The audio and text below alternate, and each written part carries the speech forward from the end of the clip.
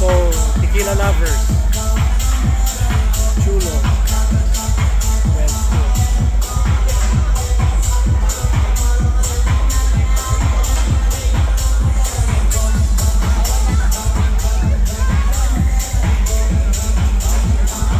so if you guys notice, high level, high end.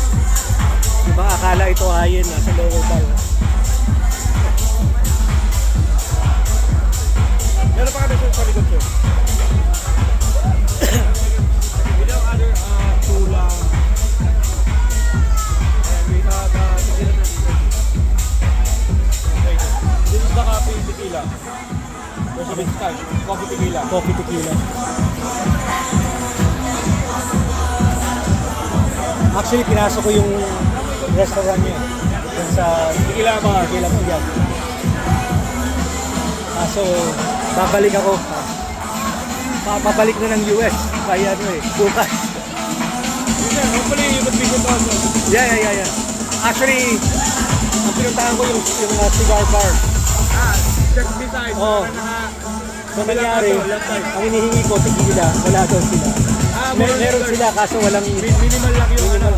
For the full tequila product, kasi tequila bar or tequila 18 liters. Yeah. Ayan. Real tequila, guys.